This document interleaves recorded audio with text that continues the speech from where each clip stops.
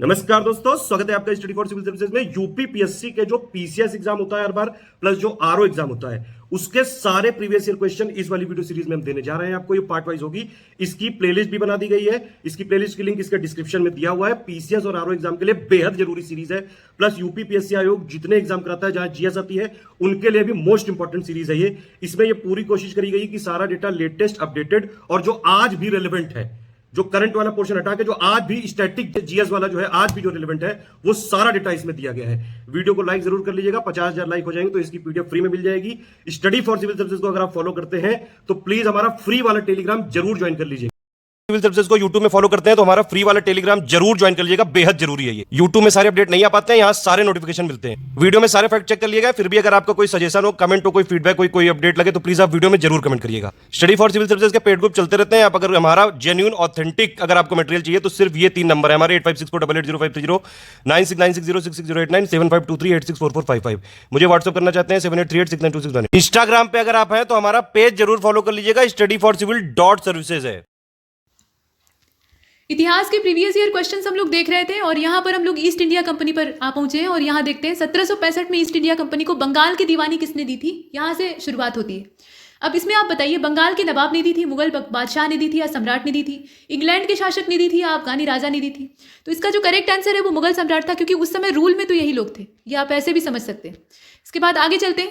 किस गवर्नर के कार्यकाल में ईस्ट इंडिया कंपनी को शहंशाह शाह आलम द्वारा बंगाल, बिहार और उड़ीसा की दीवानी के अधिकार दिए गए थे। तो ये समय किसका था? इसमें से अगर आप देखें तो ये लॉर्ड क्लाइव का समय था। ठीक है, इस समय क्लाइव ही था और कौन रह सकता है। इसके बाद अगले वाले को देखते हैं। इलाहाबाद की संधि के बाद रॉबर्ट क्लाइव ने मुर्शिदाबाद का उपदीवान किसको बनाया? मुर्शिदाबाद क्षेत्र जो था, इसका उपदीवान वो किसको बनाता है? तो इसका जो करेक्ट आंसर है वो मोहम्मद रजा खां हो जाएगा। ठीक है, ए वाला सही है, रजा खां भी आप याद रख सकते हैं। नेक्स्ट, वांडीवाश का युद्ध जो 1760 का था, उसमें फ्रांसीसियों ने ब्रिटिशों को हराया था या ब्रिटिशों ने फ्रांसीसियों को हराया था? क्या चीज़ थी? ठीक, तो इसमें फ्रांसीसी ईस्ट इंडिया कंपनी जो है उसका पूरा पलड़ा यहाँ से साफ हो जाता है। ब्रिटिश उनको पूरी तरह से हरा देते हैं। वांडीवाश। इसके बाद देखिए, किसने भारत में अंग्रेजों का सबसे ज़्यादा विरोध किया था? भारत में अंग्रेजों का सबसे ज़्यादा विरोध करने वाली जो शक्ति थी वो कौन सी थी? तो ये मराठा थे। मराठा जो शक्ति थी आसानी से दबती नहीं थी और इन्होंने अंग्रेजों का पुरजोर विरोध किया था। इसके बाद आगे बढ़ते हैं। रणजीत सिंह के समय में जो रणजीत सिंह का राज्य था उसमें क्या चीज़ें सम्मिलित थी, मतलब कौन सा क्षेत्र सम्मिलित था? तो रणजीत सिंह का जो राज्य था उसमें श्रीनगर भी शामिल था। ठीक है, श्रीनगर वाला पूरा एरिया उसी में आता था। आगे बढ़ते हैं। यहाँ देखिए, रणजीत सिंह किस मिसल से संबंधित थे? उस समय मिसलें बटी हुई थी सिख धर्म में, तो उसमें से ये सुकरचकिया मिसल से संबंधित थे। इसके बाद आगे चलते हैं। महाराजा रणजीत सिंह के राज्य की राजधानी थी, राजधानी कौन सी थी आप बताइए? तो लाहौर इन्होंने राजधानी बनाया था अपना। ठीक है, लाहौर उनकी राजधानी थी। बाकी जो है वो आप क्षेत्र के तौर पर देख सकते हैं। निम्नलिखित में से किसने कहा कि ईश्वर की इच्छा थी कि मैं सभी धर्मों को एक निगाह से देखूं, इसलिए उन्होंने दूसरी आंख की रोशनी ले ली? तो रणजीत सिंह की एक ही आंख थी। दूसरी आंख को कपड़े से लपेट कर, ऐसे पट्टी जो पगड़ी होती है उसी में लपेट कर रखते थे। ठीक, तो वो अपनी एक आंख के बारे में बताते हैं। सकारात्मक सोच का यहाँ दृष्टिकोण दिखाई देता है कि ईश्वर की ये इच्छा है कि मेरी एक ही आंख रहे, ताकि 2 आंखें रहेंगी तो मैं भेदभाव करूंगा, ऐसा। ठीक, तो यहाँ पर ये करेक्ट आंसर क्या होगा? महाराजा रणजीत सिंह। इसके बाद आगे चलते हैं। सिखों के राज्य का अंतिम राजा कौन था? तो दलीप सिंह थे। इन्हें पेंशन देकर विदेश भेज दिया गया था अल्पवयस्क अवस्था में। नेक्स्ट, पंजाब के पूर्व महाराजा दलीप सिंह के विषय में निम्नलिखित में से कौन सा कथन सत्य है? अब यहाँ पर इनके बारे में देखिए, तो कहा गया है कि यहाँ देखिएगा 23 अक्टूबर 1893 को इनका निधन पेरिस में हो गया। ठीक है, नासिक में इनकी अंत्येष्टि हुई। इन्होंने कभी भी सिख धर्म नहीं छोड़ा था और ये कभी भी रूस नहीं गए थे। अब बताइए इसमें से सत्य कौन सा है? तो सत्य एकमात्र ऊपर वाला ही है। 23 अक्टूबर 1893 को इनका निधन पेरिस में हो गया। इन्होंने सिख धर्म को छोड़ दिया था। चलिए आगे चलते हैं। प्रथम आंग्ल मैसूर युद्ध 1766 से लेकर 69, इसमें कौन विजयी हुआ था? तो इस युद्ध में अगर देखा जाए तो हैदर अली की जीत हुई थी। ठीक है, टीपू सुल्तान का ये समय नहीं है, ये हैदर अली का समय है और हैदर अली इसमें जीतता है। आगे बढ़ते हैं। निम्नलिखित भारतीय शासकों में से कौन था जिसने कि विदेशों में आधुनिक पद्धति से दूतावास स्थापित किए थे? तो इस प्रकार के जो सुधारवादी काम है टीपू सुल्तान ने किए थे। ठीक है, इनकी जो नीति थी और चीज़ें थी, मतलब क्रियाकलाप थे, वो काफ़ी उन्नत श्रेणी के थे। इसके बाद आगे बढ़े। इसमें कहा गया कि अंग्रेजों ने श्रीरंगपट्टनम की संधि किसके साथ की थी, वो आपको बताना है। तो टीपू सुल्तान के साथ श्रीरंगपट्टनम की संधि हुई थी। बेगम समरू ने एक अति प्रसिद्ध चर्च का निर्माण करवाया था। अब ये जो चर्च है ये कहाँ पर है? तो ये सरधना में है। ध्यान दीजिएगा, बेगम समरू का ये जो चर्च है ये सरधना में। आगे बढ़े। प्रश्न संख्या नेक्स्ट, और इसमें कहा गया कि सही जो ना हो उसकी तलाश कीजिएगा। तो जन प्रशासन की नींव वॉरेन हेस्टिंग्स द्वारा मजबूती से रखी गई, जिस पर कि कार्नवालिस ने ऊपर से बिल्डिंग बनाने का काम किया। ईस्ट इंडिया कंपनी की सैनिक और असैनिक सुधार करने का श्रेय जो है वो क्लाइव को जाता है। लॉर्ड विलियम बेंटिंक सबसे बड़े ब्रिटिश शासकों में से एक थे, क्योंकि उन्होंने भारत में ब्रिटिश साम्राज्य को संग्रहित किया। और लॉर्ड डलहौजी ने जो यहाँ पे डायआर्की का, माफ कीजिएगा, डॉक्ट्राइन ऑफ लैप्स का प्रिंसिपल था, उसके आधार पर ब्रिटिश साम्राज्य को एक समृद्ध क्षेत्र के तौर पर विकसित किया। इसमें से एक गलत है, कौन सा गलत है आप बताइए। तो ये जो लॉर्ड विलियम बेंटिंक वाला दिया है यही गलत है, मतलब इन्होंने ब्रिटिश साम्राज्य को संग्रहित करने का काम किया, ये सब नहीं। साम्राज्य विस्तार से इनका बहुत ज्यादा संबंध नहीं था, ये सुधारवादी काम कर रहे थे। साम्राज्य विस्तार करने का काम दो ही शासकों ने अंग्रेजों में बढ़िया से किया है, एक तो डलहौजी, और उससे पहले यही काम वेलेजली ने भी किया था, और क्लाइव का समय तो कुछ दूसरा ही था, तो उन्हें भी जोड़ सकते हैं, ठीक। बाकी सब सही। इसके बाद आगे चलते हैं। डलहौजी के बाद ब्रिटिश साम्राज्य में विस्तारवादी नीतियां जो है वो कहीं पीछे हट जाती हैं, क्योंकि अंग्रेज इसका नतीजा देख चुके थे। इसके बाद आगे चलते हैं। प्रश्न संख्या नेक्स्ट में कहा गया कि at the time of establishment of Asiatic Society in Calcutta who was the governor general of Bengal. उस समय बंगाल का गवर्नर जनरल कौन था? तो ये लॉर्ड वॉरेन हेस्टिंग्स थे, ठीक है। वॉरेन हेस्टिंग्स भी आप चुन लें तो ज़्यादा बेहतर। इसके बाद आगे चलते हैं। नेक्स्ट यहाँ कहा गया कि सुरक्षा प्रकोष्ठ की नीति, यानी जो सिक्योरिटी सेल वाली पॉलिसी थी, इसका संबंध किससे है, मतलब इसको लाने वाला व्यक्ति कौन था? वॉरेन हेस्टिंग्स, ठीक। अगले वाले में देखें, निम्नलिखित में से किस पर ब्रिटिश संसद में महाभियोग का मुकदमा चलाया गया था? तो महाभियोग किस पर लगा था? ये भी वॉरेन हेस्टिंग्स पर ही लगा था। यहाँ देखिए, वॉरेन हेस्टिंग्स पर ही ये महाभियोग का मुकदमा चलता है। भारत में न्यायिक संगठन की स्थापना किसने की थी? तो न्यायिक संगठन की स्थापना कार्नवालिस के द्वारा की गई थी। प्रशासनिक और पुलिस सुधार में भी इसका योगदान हमें दिखाई देता है। ये काफ़ी महत्वाकांक्षी और कुलीन था, लेकिन जो अमेरिका का वहाँ शीत युद्ध हुआ था उसमें ये पराजित हो गया था। उसके बाद इसे भारत भेज दिया गया।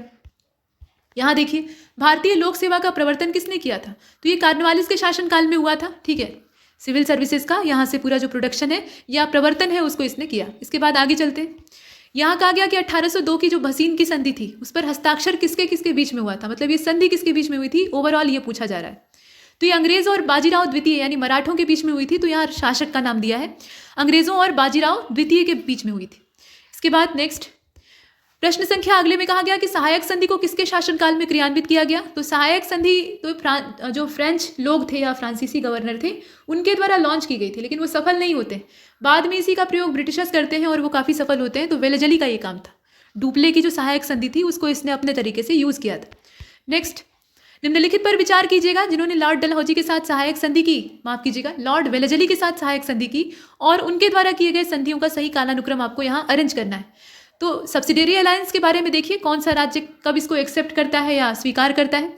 तो यहाँ हैदराबाद राज्य है, इसके अलावा मैसूर है, अवध है और सिंधिया है। तो इसमें ए वाला जो मिलान है वो सही होगा। हैदराबाद का निजाम ये मराठों से काफ़ी डरा हुआ था, तो ये सहायक संधि के लिए पहले हाँ करता है, ठीक। इसके बाद तब मैसूर है, उसके बाद फिर अवध है, फिर सिंधिया है, सिंधिया सबसे लास्ट में होगा। आगे बढ़ते हैं। निम्नलिखित में से सहायक संधि स्वीकार किसने नहीं की थी? तो सहायक संधि को स्वीकार न करने वाले इंदौर के होलकर थे, ठीक है, इंदौर के होलकर, और ये भी मराठों की ही एक विंग हुआ करती थी। तृतीय मराठा युद्ध जो था, मतलब आंग्ल मराठा युद्ध, उसके बाद मराठों की शक्तियां बिखर जाती हैं और इनका जो साम्राज्य है वो अलग अलग क्षेत्रों में जाकर बसने लगता है। जैसे कि आप इंदौर के जो होलकर हैं उन्हें देखते हैं, सिंधिया को देखते हैं, गायकवाड़ को देखते हैं, ये सब मराठों की ही शाखाएं हैं। इसके बाद आगे चलते हैं। यहाँ देखिए, कहा गया कि भारतीय राज्यों पर अंग्रेजी प्रभुत्व स्थापित करने के लिए किसने प्रशासन में सहायक संधि प्रणाली का सूत्रपात किया था? तो वेलेजली। नेक्स्ट, आंग्ल नेपाल युद्ध किसके शासनकाल में हुआ था? लॉर्ड कार्नवालिस, हेस्टिंग्स, वेलेजली या फिर वॉरेन हेस्टिंग्स। देखिए, लॉर्ड हेस्टिंग्स और वॉरेन हेस्टिंग्स में फर्क है, ये ध्यान दीजिएगा। तो ये लॉर्ड वेलेजली के समय में हुआ था, ठीक है। आंग्ल नेपाल युद्ध लॉर्ड वेलेजली के समय में हुआ था। नेक्स्ट, निम्नलिखित में से कौन सा युद्ध सुमेलित नहीं है? हेक्टर मुनरो बक्सर का युद्ध, लॉर्ड हेस्टिंग्स आंग्ल नेपाल युद्ध, लॉर्ड वेलेजली चौथा आंग्ल मैसूर युद्ध, और कार्नवालिस के समय में तीसरा आंग्ल मराठा युद्ध। तो इसका जो करेक्ट आंसर है वो इसमें डी वाला हो जाएगा। लॉर्ड कार्नवालिस के समय में जो तृतीय आंग्ल मराठा युद्ध दिया है वही गलत है इसमें, ठीक है, ये वाला। इसके बाद आगे बढ़े। तृतीय आंग्ल मराठा युद्ध संबंधित है, अब किससे संबंधित है आप बताइए? तो तृतीय आंग्ल मराठा युद्ध का संबंध लॉर्ड हेस्टिंग्स से। टॉमस मुनरो किन वर्षों में मद्रास के गवर्नर रहे थे? अब यहाँ पर आपको जो डेट है वो चुननी है, और इसका जो करेक्ट आंसर है वो 1820 से लेकर 1827, 7 साल का हो जाएगा, ऊपर वाला ही ठीक था। आगे बढ़े। अगले प्रश्न में कहा गया कि तथाकथित कुशासन का आरोप लगाकर या आधार बनाकर किस गवर्नर जनरल ने मैसूर राज्य को अपने प्रशासन, मतलब वहां का जो प्रशासन था उसको अपने हाथ में ले लिया? तो कुशासन का आरोप कई राज्यों पर लगाया, जैसे आप देखते हैं अवध पर लगा था और उसे अपने साम्राज्य में डलहौजी ने विलय कर लिया था। लेकिन यहाँ पर सहायक संधि की बात हो रही है, तो ये माफ कीजिएगा, सहायक संधि से बाद वाली जो कड़ी है उसकी बात हो रही है, यानी यहाँ विलियम बेंटिंग का समय। और लॉर्ड विलियम बेंटिंग ने ये कुशासन का आरोप लगाकर मैसूर को अपना हड़पने का काम किया था। अंग्रेज अक्सर ऐसी नीतियां खेलते थे। इसके बाद अगले वाले को देखते हैं, बंगाल के गवर्नर जनरलों में से कौन सा तृतीय आंग्ल मैसूर युद्ध से संबंधित है? तो यहाँ नाम सिर्फ आपको बताना है और इसका जो करेक्ट आंसर है वो लॉर्ड कार्नवालिस हो जाएगा। तृतीय आंग्ल मैसूर युद्ध जो था उस समय किसका था? लॉर्ड कार्नवालिस का था। इसके बाद सती प्रथा पर पाबंदी किसने लगाई थी? तो विलियम बेंटिंग ने लगाई थी। नेक्स्ट, ब्रिटिश साम्राज्य का अवध में विलय हुआ था। ब्रिटिश साम्राज्य का अवध में विलय हुआ था तो किस समय में हुआ था ये आपको बताना है। यहाँ पर 1856 ये अंतिम विलय था डलहौजी के द्वारा किया हुआ, और उसके बाद फिर 1857 में रिवॉल्ट हो जाता है। इसके बाद कहा गया कि which of the under written pair is correctly match. तो 1849 में सतारा का विलय होता है, 1848 में पंजाब का विलय होता है, 1856 में झांसी माफ कीजिएगा अवध का विलय होता है, और 1857 में झांसी का विलय होता है। इसमें कोई एक ही सुमेलित है, और सुमेलित कौन सा है? तो अवध के विलय वाला सुमेलित है, बाकी जो डेट है वो गलत दी है। नेक्स्ट, किसने विलय की नीति नियोजित और क्रियान्वित की थी? तो विलय की जो नीति है वो किसके द्वारा लाई गई थी? डलहौजी के द्वारा। फूट डालो राज करो, और इसके अलावा डॉक्ट्राइन ऑफ लैप्स, इस प्रकार की नीतियां। अगले वाले में देखते हैं, लॉर्ड डलहौजी की विलय नीति का पहला शिकार कौन हुआ? सतारा। ठीक, सतारा हुआ था। अंग्रेजों द्वारा सिंध विजय संपन्न की गई थी लॉर्ड एलनबरो के समय में, लॉर्ड हार्डिंग के समय में, यहाँ आप देख रहे हैं, या फिर लॉर्ड ऑकलैंड के समय में, या फिर लॉर्ड एमहर्स्ट के समय में। किसके समय में की गई थी बताइए? तो इसमें से लॉर्ड डलहौजी की जो विलय नीति है, माफ कीजिएगा, इसमें से आप नाम देख रहे हैं और नाम में से एलनबरो हो जाएगा, ऊपर वाला सही है। ठीक है, सिंध विजय का जो संपन्न करने का काम था वो एलनबरो के समय में होता है। अगले वाले को देखते हैं, यहाँ कहा जा रहा है कि सिंध पर ब्रिटिशों ने कब्जा किया था, वो डेट बता दीजिए। तो डेट है 1843 की, ये वाला इसका सही है। निम्नलिखित में से कौन अवध का ब्रिटिश रेजिमेंट था जब अवध पर कुशासन का आरोप लगाकर ब्रिटिश साम्राज्य को इसे सौंप दिया गया? ये वाला आप देख रहे हैं। तो इस समय कौन था यहाँ पे रेजिडेंट? आउटरम था, स्लीमैन था, हैबर था, या फिर जनरल लो था? अब इसमें से आप देखिए आउटरम था, जेम्स आउटरम इस समय यहाँ पे प्रशासक के तौर पे काम कर रहा था। नेक्स्ट, प्रथम रेल लाइन का निर्माण किन दो नगरों के बीच में हुआ था? तो मुंबई से ठाणे, आपने सुना होगा। विधवा पुनर्विवाह अधिनियम किसके शासनकाल में आता है? विधवा पुनर्विवाह अधिनियम एक सुधारात्मक चीज थी, और ये कैनिंग के समय में आती है। ठीक है, लॉर्ड कैनिंग के समय में आती है। इसके बाद आगे चलते हैं, निम्नलिखित में से कौन सा प्रथम भारतीय वायसराय था? तो यहाँ लॉर्ड क्लाइव का नाम दिया है, कार्नवालिस का नाम दिया है, कैनिंग और रिपन भी है। फिलहाल इसमें से करेक्ट आंसर क्या होगा?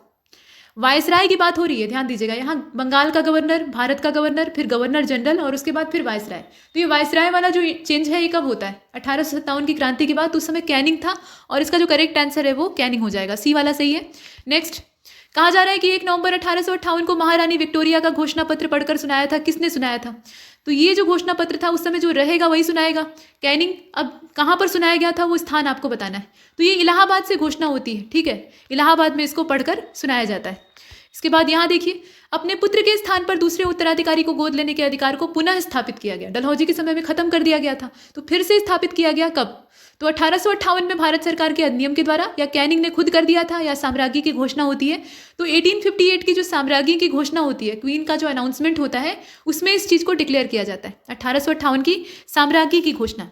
इसके बाद अगले प्रश्न को देखते हैं, निम्नलिखित में से किस गवर्नर जनरल में भारत में दास प्रथा को समाप्त किया? मतलब कौन सा गवर्नर जनरल था जिसने कि दास प्रथा का समापन किया था? इसमें से आप देखकर बताएं। तो इसका जो करेक्ट आंसर है यहाँ आप देख लीजिए, एलन बरू हो जाएगा। दास प्रथा का समापन एलन बरू के द्वारा किया गया था। नेक्स्ट, निम्नलिखित युग्मों में से कौन सा सुमेलित है? तो लॉर्ड कार्नवालिस स्थायी बंदोबस्त, लॉर्ड वेलेजली चतुराईपूर्ण निष्क्रियता, और लॉर्ड डलहौजी सहायक संधि, लॉर्ड कैनिंग भारतीय राष्ट्रीय कांग्रेस की स्थापना। सही कौन सा है? तो लॉर्ड कार्नवालिस के समय में जो परमानेंट सेटलमेंट था वो था, और ये सही बात है। बाकी जितने हैं वो सब गलत है। नेक्स्ट, कहा जा रहा है कि निम्नांकित में से सुमेलित नहीं है। तो लॉर्ड कार्नवालिस स्थायी बंदोबस्त, लॉर्ड वेलेजली सहायक संधि, डलहौजी का व्यक्तिगत सिद्धांत, और जो उच्च श्रेणी की निष्क्रियता थी, कुशल अकर्मण्यता इसको कहा जाता था, ये कैनिंग के समय का नहीं है, और इसीलिए ये जो नीचे वाला है यही आपका सुमेलित नहीं है। इसके बाद अगले वाले को देखते हैं, स्थायी बंदोबस्त किसके शासनकाल में आता है? तो कार्नवालिस के समय में आता है, इसे आप देख रहे हैं। इसके बाद देखिए, किसका सुमेलन इसमें नहीं है? तो वही चीज़ फिर यहाँ हाजिर हो गई है। स्थायी बंदोबस्त का संबंध कॉर्नवालिस से है, सहायक संधि का संबंध वेलेजली से है, और द्वितीय आंग्ल मराठा युद्ध जो था ये हेस्टिंग्स के समय में होता है, ऐसा यहाँ दिया है, ध्यान से देखिएगा। ठीक है, और 1829 का 17वां जो रेगुलेशन है वो विलियम बेंटिंग के समय में होता है। तो इसका जो करेक्ट आंसर है, यहाँ पे गलत मिलान ही आपको चुनना था, तो सी वाला है। ठीक है, सी वाला जो आप देख रहे हैं ना, लॉर्ड हेस्टिंग्स और सेकंड आंग्ल मराठा वार, वो वाला गलत। पेशवाई को कब समाप्त किया गया? तो पेशवाई को समाप्त किया गया था, वो डेट थी 1818 की। यहाँ पर आप देख रहे हैं बी वाला सही है। अगले वाले को देखिए, कहा जा रहा है कि निम्नलिखित में से कौन सा सुमेलित नहीं है? तो लॉर्ड कॉर्नवालिस स्थायी बंदोबस्त, लॉर्ड वेलेजली सहायक संधि प्रणाली, सर जॉन शोर आंग्ल नेपाल युद्ध और लॉर्ड हेस्टिंग्स तृतीय आंग्ल मराठा युद्ध। तो जॉन शोर का जो आंग्ल नेपाल युद्ध है वही एकमात्र इसमें सुमेलित नहीं है, तो सी वाला इससे बाहर हो जाएगा। जो सुमेलित है उनको भी देखते चलिएगा। निम्नलिखित में से कौन सा एक सही सुमेलित है? अब यहाँ सब गलत है, कोई एक ही सही है। और इसका जो करेक्ट आंसर है यहाँ पर कौन सा हो जाएगा? लॉर्ड वेलेजली चतुर्थ आंग्ल मैसूर युद्ध वाला जो इसमें मैच है वही एकमात्र सही है। बाकी जितने यहाँ दिखाई दे रहे हैं ना वो सब गलत है। आगे बढ़ते हैं। अगले वाले प्रश्न में कहा गया कि निम्नलिखित में से कौन सा सुमेलित नहीं है? तो Lord Dalhousie annexation of Awadh, Lord Dufferin establishment of Indian National Congress, Lord William Bentinck passing of charter act 1833 और लॉर्ड लिटन के समय में beginning of first Anglo Afghan war. अब इसमें से कोई एक गलत है, कौन सा गलत है जरा आप बताएं। तो लॉर्ड लिटन के समय में जो पहला अफगान वार शुरू हो जाता है वो यहाँ पर गलत दिया है, लिटन का वो समय नहीं रहता है। ठीक, बाकी सब ठीक। अगले वाले में चलते हैं। चतुराईपूर्ण निष्क्रियता या कुशल अकर्मण्यता की नीति के साथ किसका नाम जुड़ा हुआ है? तो जॉन लॉरेंस का जुड़ा है, आपने हजारों बार पढ़ा होगा। इसके बाद देखिए, अंग्रेजों के समय में पहली गणना किसके समय में होती है?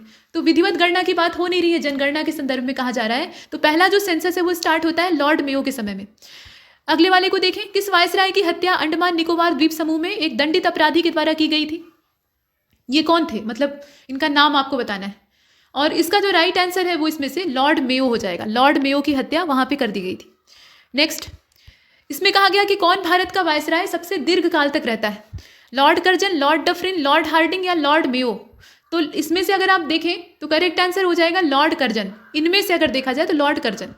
इसके बाद देखिए, भारत में स्थायी स्वायत्तशासी संस्था 1882 ईस्वी में सशक्त की गई थी, जॉर्ज बार्लो के द्वारा, लॉर्ड रिपन के द्वारा या लॉर्ड कर्जन के द्वारा या लॉर्ड लिटन के द्वारा? तो इसमें से करेक्ट आंसर हो जाएगा लॉर्ड रिपन के द्वारा। ठीक है, लॉर्ड रिपन के द्वारा।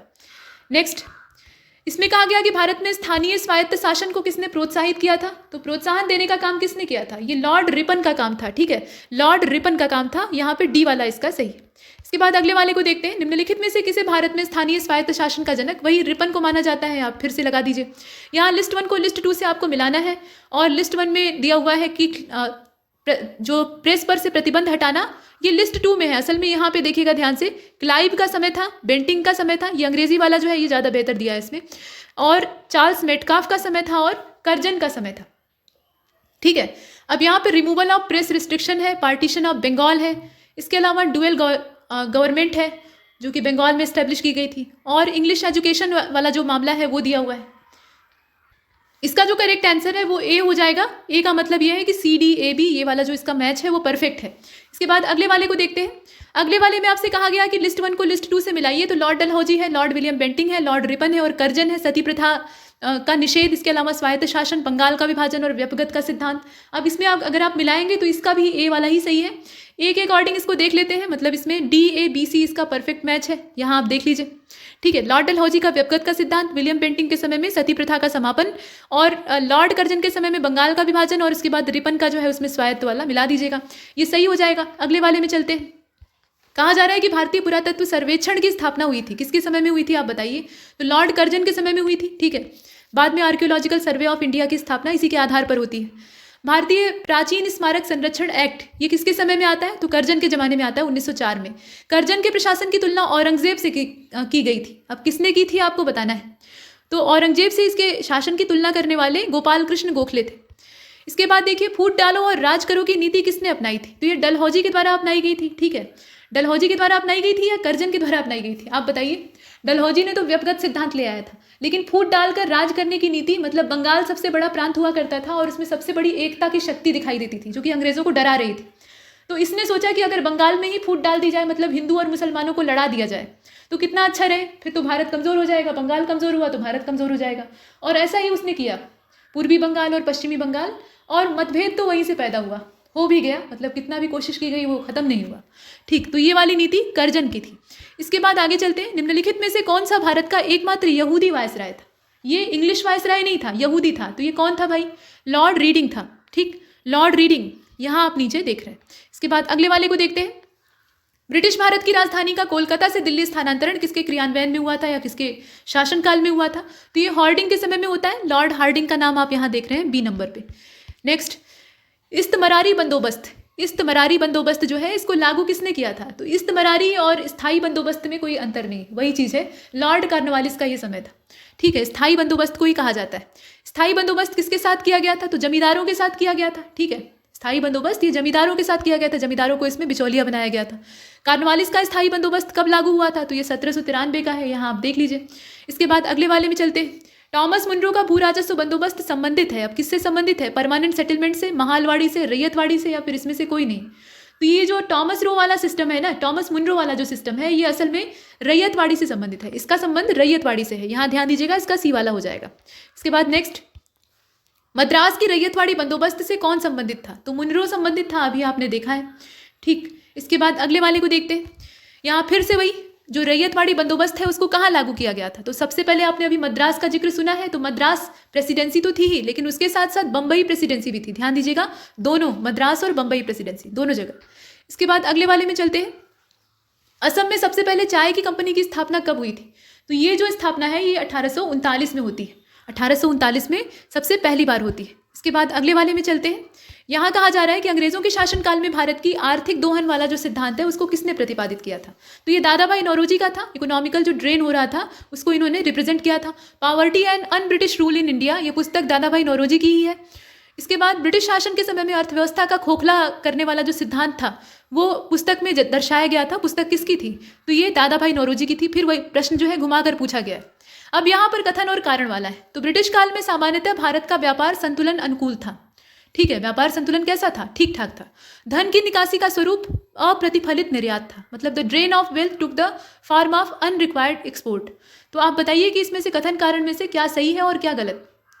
देखिए, इसका जो करेक्ट आंसर है वो इसमें ए वाला हो जाएगा। दोनों सही है और व्याख्या भी ठीक है, ऐसा आयोग का मानना है और यही सत्य है। इसके बाद अगले वाले को देखते हैं। कहा जा रहा है कि मंगल पांडे कहाँ के विप्लव से जुड़े हुए हैं? तो बैरकपुर छावनी से इनका संबंध था, आपने पढ़ा होगा। इसके बाद देखिए 1857 के रिवोल्ट के समय बहादुर शाह ने किसे शाह ए आलम बहादुर का खिताब दिया था? तो ये जो खिताब है ये असल में बख्त खां को दिया गया था और असल नेतृत्व इन्हीं के हाथ में था, क्योंकि बहादुर शाह जफर तो उस समय तक बूढ़े हो चुके थे। इसके बाद अगले वाले को देखते हैं। 1857 का रिवोल्ट, इसका मुख्य कारण क्या था?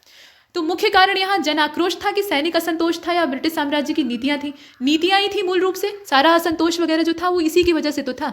इसके बाद अगले वाले को देखते हैं। 1857 की क्रांति का सबसे पहले शुरुआत जो प्रारंभ है वो कहाँ से होता है? तो मेरठ से होता है, ठीक है। मेरठ में ये शुरू होती है। इसके बाद देखिए 1857 के स्वतंत्रता संग्राम से संबंधित पहली घटना क्या थी? तो पहली घटना ये थी कि जो सैनिक हैं वो दिल्ली के लाल किले पर पहुंचते हैं। बैरकपुर छावनी में उपद्रव होता है, फिर मेरठ में वही होता है, फिर ये अपने जेल से सैनिक साथी होते हैं उनको आज़ाद करा लेते हैं, फिर पूरा दल बनाकर ये अंग्रेजों को धत्ता बताते हुए निकल पड़ते हैं लाल किले की ओर। बहादुर शाह जफर से मिलने जा रहे थे। तो ये सब काम होता है, ठीक है। और इसका जो करेक्ट आंसर है वो इसमें से सी वाला हो जाएगा। इसके बाद आगे चलते हैं। 1857 के संग्राम के निम्नलिखित केंद्रों में से सबसे पहले अंग्रेजों ने किसे फिर से अधिकृत किया? सबसे पहले, तो सबसे पहले इसमें से दिल्ली को किया था, ठीक है, दिल्ली, यहाँ आपने देखा।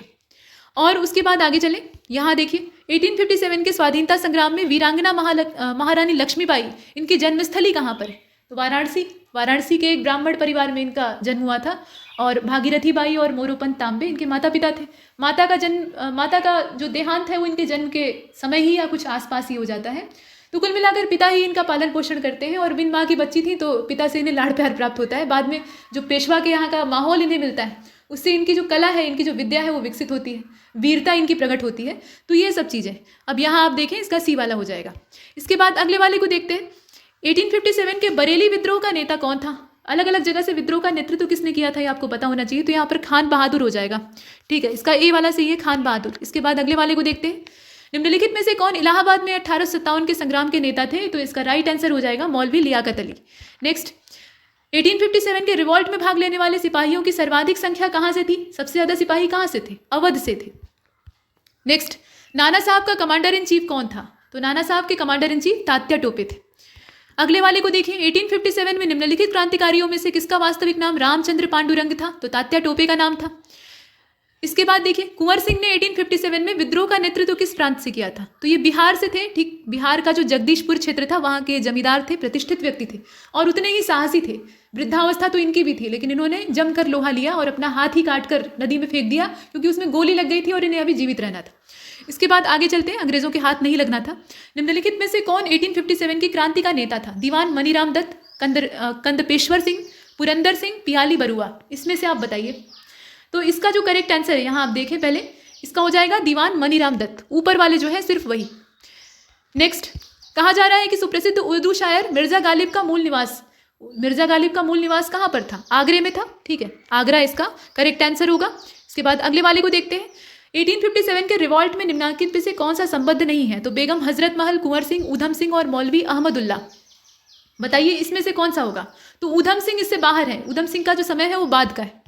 इसके बाद देखिए, झांसी, लखनऊ, कानपुर और फैजाबाद कहाँ से किसने लीड किया था, वही आपको मिलान करना है। तो इसका ए वाला मिलान है, आप कर लीजिएगा, आप भी जानते हैं इसमें क्या करना है।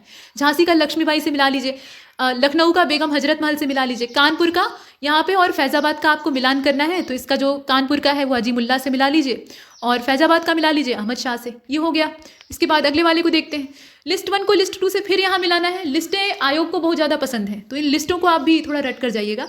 देखिए, नाना साहब, नवाब हामिद अली खां, इसके अलावा मौलवी अहमदुल्ला, ये अहमदुल्ला है असल में, यहाँ थोड़ा अजीब ढंग से लिखा हुआ है, और मनीराम दीवान।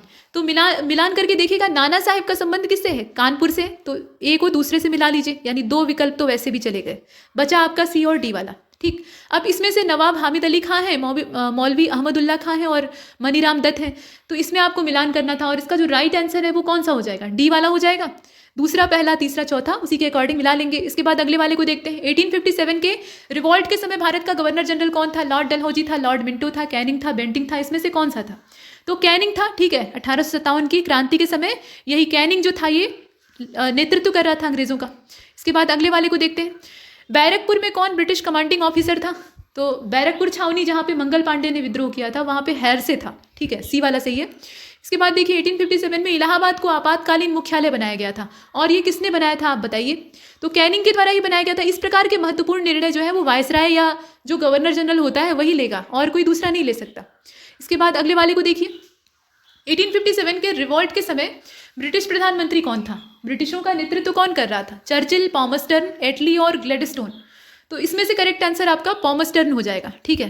पॉमस्टर्न यानी जो इसका बी वाला ऑप्शन है वो सही है। नेक्स्ट, 1857 का पहला स्वतंत्रता संग्राम इसलिए असफल हुआ क्योंकि भारतीय सैनिकों में उद्देश्य और एकता में कमी थी। भारतीय राजाओं ने ब्रिटिशों का साथ दे दिया था, और ब्रिटिश सिपाही जो थे वो कहीं ज़्यादा अच्छे हथियारों से लैस थे, उनके पास अच्छी तकनीक थी। तो सभी कारण हैं, और भी बहुत सारे कारण हैं, हजारों कारण हैं, तो इसमें से सभी हो जाएगा। इसके बाद आगे चलते हैं। यहाँ देखिए, कहा गया कि which of the following British officers lost their life in Lucknow. मतलब ऐसा नहीं था कि सिर्फ भारतीय लोग ही मारे गए थे, जो ब्रिटिश थे उसमें से भी बहुत सारे शहीद हो गए बेचारे अपने जो कंपनी थी उसके नाम पे। तो यहाँ आप देखिए, निकलसन था, नील था, हैवलॉक था कि लॉरेंस था? मारा कौन गया था लखनऊ में, ये आपको बताना है। तो इसमें से आप देखिए कौन सा होगा, और इसका जो करेक्ट आंसर है वो दूसरा, तीसरा, चौथा होगा। 3 जने मार गए थे, और वो थे नील, हैवलॉक और लॉरेंस, ठीक। इसके बाद देखते हैं आगे। तो अगले वाले में आपसे पूछा गया है कि विचार कीजिए कि 1857 में पहला जो आज़ादी की लड़ाई हुई थी उसमें ब्रिटिश सरकार से स्वतंत्रता प्राप्त करने में लोग असफल रहे, ठीक है। और कारण ये था कि बहादुर शाह जफर के नेतृत्व को जन सहयोग नहीं मिला, जबकि महत्वपूर्ण रियासतों के शासक उनका साथ देने में कतरा गए। तो कारण गलत है, सहयोग तो मिला था, ठीक है। नेतृत्व भले कुशल न रहा हो, लेकिन सहयोग मिला था। तो इसमें यहाँ देखिए, ए को माना है आयोग ने। अभी किस आधार पे माना है ये सोचने वाली बात है, ठीक है। उत्तर जो है इसका, उत्तर पुस्तिका में ए ही माना गया था, जो आंसर की आई थी उसमें ए माना गया था। यहाँ ये लिखा हुआ है ना कि नेतृत्व को जन सहयोग नहीं मिला, जनता का सहयोग तो मिला था, लेकिन हाँ ये बात सही है कि रियासतों के जो शासक थे वो सपोर्टर नहीं थे, ज़्यादातर उसमें तो अपनी जान या अपनी संपत्ति बचाने में लगे हुए थे, उन्होंने अपने भाई बंधुओं का ही सपोर्ट नहीं किया। तो इसके बाद आगे चलते हैं। यहाँ देखिए, 1857 के संग्राम को प्रथम स्वतंत्रता संग्राम का नाम किसने दिया था? कुशल नेतृत्व का अभाव ये क्रांति की असफलता का कारण था, इसमें कोई संदेह नहीं। V A Smith, P Roberts, B D Savarkar या सभी? अब इसमें बताइए। तो बीडी सावरकर यानी विनायक दामोदर सावरकर, इन्होंने कहा था आज़ादी की पहली लड़ाई। इसके बाद भारतीय स्वतंत्रता संग्राम का सरकारी इतिहासकार कौन था? तो सरकारी इतिहासकार थे SN सेन, ठीक है। इसमें डी वाला सही है। इसके बाद देखिए, भारतीय भाषा में 1857 के विप्लव के कारणों पर लिखने वाले प्रथम भारतीय कौन थे? तो ये सर सैयद अहमद खां थे। इसके बाद आगे चलते हैं। तथाकथित प्रथम स्वतंत्रता संग्राम न तो प्रथम था, न ही राष्ट्रीय था, न ही आज़ादी की लड़ाई थी, तो ये कुछ नहीं था इनके हिसाब से। तो ये हैं कौन? ये है मजूमदार साहब। इन्हें पता नहीं क्या लगता है, अब ये यही जानते होंगे या फिर ईश्वर जानते होंगे इनके विषय में। मतलब ये क्या सोच कर लिख रहे थे, ये काबिले तारीफ है। खैर चलिए, तो ए वाला हो जाएगा। इसके बाद आगे चलते हैं। किसने लिखा था कि इस निर्णय से इनकार करना कठिन है कि तथाकथित जो 1857 का प्रथम राष्ट्रीय स्वतंत्रता संग्राम था, वो न तो प्रथम था, वही चीज़ फिर रिपीट की है और अच्छे शब्दों में रिपीट कर दिया है, लेकिन ये अच्छे शब्दों के लायक नहीं। इसके बाद आगे चलते हैं। यहाँ देखिए 1857 की क्रांति के बारे में निम्नलिखित में से कौन सी एक अवधारणा सही है? तो भारतीय इतिहासकारों ने इसे भारतीय विद्रोह के रूप में वर्णित किया है, ठीक है, और जो ब्रिटिश इतिहासकार थे उन्होंने इसे स्वाधीनता संग्राम कहा है। और देखिए इसने भारत में ईस्ट इंडिया कंपनी की शासन प्रणाली को मृतप्राय बना दिया और जो क्रांति है वो भारत में प्रशासनिक तंत्र में सुधारने के लिए, मतलब सुधार लाने के उद्देश्य से काफ़ी कारगर सिद्ध होती है। तो अब आपको इसमें से देखना है कि सही कौन सा है। अब इसमें से जो सही है वो इसका सी वाला है। इसने भारत में ईस्ट इंडिया कंपनी की शासन प्रणाली को मृत बना दिया। ईस्ट इंडिया कंपनी का जो साम्राज्य है वो यहीं समाप्त भी हो जाता है, आप देखते हैं। इसके बाद तो फिर जो क्राउन का रूल है वो शुरू हो जाता है। तो यहाँ ये सोचना नहीं है कि प्रशासनिक तंत्र को सुधारने के लिए सबसे जो सटीक विकल्प है वो ये सी वाला है। इसके बाद आगे चलते हैं। यहाँ पर कहा गया कि साम्राज्ञी विक्टोरिया ने 1858 की घोषणा में भारतीयों को बहुत सी चीज़ें दिए जाने का आश्वासन दिया था, और उसमें से कौन सा पूरा हुआ? आश्वासन तो बहुत सारे थे। तो रियासतों को हड़पने की नीति समाप्त कर दी जाएगी, देशी रजवाड़ों की यथास्थिति को बनाए रखा जाएगा, भारतीय और यूरोपीय सभी प्रजा के साथ समान व्यवहार किया जाएगा, ठीक है, और भारतीयों के साथ सामाजिक और धार्मिक विषयों में कोई हस्तक्षेप नहीं किया जाएगा। अब बताइए आपकी इसमें से कौन सा होगा? तो रियासतों को हड़पने की नीति समाप्त कर दी जाएगी। ये जो रियासतें थी इन्हीं की वजह से संग्राम भड़का भी था। विक्टोरिया भी इस बात को बहुत अच्छे से जानती थी कि भड़कने की असली वजह क्या है। जो आम जनता है वो इन जो राजा रजवाड़े थे उस समय के, उनके प्रोत्साहन के बिना उठकर खड़ी नहीं हो सकती, मतलब उसके अंदर इतनी जागरूकता नहीं है। तो इनका जब राज्य छीना गया, इनसे इनकी विरासत छीनी गई, तो इन्हें गुस्सा आया और ये विद्रोह करने उठ गए। तो पीछे पीछे इनके जो अनुचर थे, माने इनकी जो प्रजा थी, वो भी संग्राम में भाग लेने लगी। यही मूल वजह बने। तो इसलिए यहाँ पर इसको बड़े अच्छे से निभाया गया कि मतलब देशी रजवाड़े जो थे उनकी हड़पने की, रियासत हड़पने की नीति को समाप्त कर दिया जाएगा। इसके बाद अगले वाले को देखते हैं। यहाँ पर देखिए नील कृषकों की दुर्दशा पर लिखी गई पुस्तक नील दर्पण दीनबंधु मित्र के द्वारा लिखा गया ये नाटक है। बड़ी ही मार्मिक तरीके से इसमें दिखाया गया है। आगे बढ़ते हैं। नील दर्पण नाटक के लेखक फिर वही दीनबंधु मित्रा। आनंद मठ उपन्यास की कथा वास्तु सन्यासी विद्रोह पर आधारित है। निम्नलिखित में से किसने अपनी कृतियों द्वारा सन्यासी विद्रोह को ख्याति प्रदान की? तो बंकिम चंद्र चटर्जी, ठीक है, इन्होंने लिखा था वंदे मातरम, इसी का यहीं से लिया गया है। बंकिम चंद्र चटर्जी के प्रसिद्ध उपन्यास आनंद मठ का कथानक आधारित है। तो ये सन्यासी विद्रोह पर आधारित है। और 19वीं शताब्दी के दौरान होने वाले वहाबी आंदोलन का मुख्य केंद्र क्या था? तो वहाबी आंदोलन का केंद्र जरा बताइएगा। इसमें देखिए लाहौर दिया है, पटना दिया है, इसके अलावा इसमें आप देखिए और भी जगहों के नाम दिए,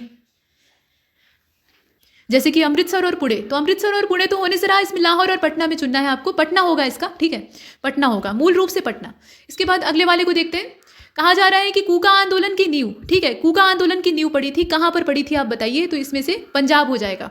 नेक्स्ट, पागलपंथी विद्रोह मूलतः एक किस प्रकार का विद्रोह था आपको बताना है। तो ये जरूर पढ़ लीजिएगा, कौन सा विद्रोह किस नेता के नेतृत्व में हुआ। ये तो पुरानी चीज हो चुकी है। आजकल कुछ इस ढंग से पूछा जा रहा है कि ये वाला विद्रोह किसान विद्रोह था कि जनजातीय विद्रोह था, या इसकी वजह क्या थी। आजकल ऐसे प्रश्न आ रहे हैं।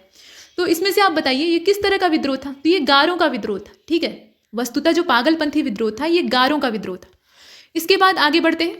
अगले वाले में आपसे कहा गया कि कौन सा फरायजी विद्रोह का नेता है। तो दादू मियाँ हैं कि आगा मोहम्मद रजा है, या फिर शमशेर गाजी हैं, या वजीर अली हैं। इसमें से आप सेलेक्ट करें। तो इसका दादू मियाँ हो जाएगा, ठीक है। मूल जो नेता थे वो दादू मियाँ थे, मेन लीडर। वैसे तो पीछे पीछे बहुत सारे लोग होते हैं। नेक्स्ट, वेलुथम्पी ने अंग्रेजों के विरुद्ध आंदोलन का नेतृत्व किया था। मैसूर से किया था या केरल से? तेलंगाना और महाराष्ट्र तो बेकार है। तो ये केरल से किया था। ये केरल का था, त्रावणकोर वाला जो इलाका था, उधर ये सब विद्रोह होते हैं। इसके बाद आगे चलते हैं। निम्नलिखित में से कौन सा स्थान गडकरी विद्रोह का केंद्र था? तो गडकरी ये मराठों के सेना नायक हुआ करते थे। मतलब देशमुख, गडकरी, इस प्रकार के जो अधिकारी होते थे, कुछ सैन्य अधिकारी थे, कुछ प्रशासनिक अधिकारी थे। तो ये बाद तक रहते हैं, और बाद में जब मराठों का अस्तित्व समाप्त होता है तो ये बेरोजगार हो जाते हैं। कृषक ये मूल रूप से रहते हैं, मतलब खेती किसानी करते हैं। जब राज्य को आवश्यकता पड़ती है तो राज्य के लिए जाकर लड़ते हैं। तो अंग्रेजों द्वारा जब इन पे जुल्म ढाया जाता है तो ये हथियारबंद पहले से ही रहते हैं, हथियार चलाने की इन्हें आदत रहती है, तो ये तुरंत उठकर खड़े हो जाते हैं। अब यहाँ देखिए गडकरी विद्रोह जो था इसका संबंध किससे है? कोल्हापुर से, महाराष्ट्र का जो कोल्हापुर है वहाँ से। इसके बाद आगे चलते हैं। यहाँ देखिए बघेरा विद्रोह कहाँ पर हुआ था आप बताइए? तो बघेरा विद्रोह का जो लोकेशन है वो बड़ौदा है। ध्यान दीजिएगा, बड़ौदा है, डी वाला इसका सही है। और यहाँ तक हमने कुछ प्रश्नों को किया है, आगे भी ये सीरीज जारी रहेगी। इसमें इतना ही।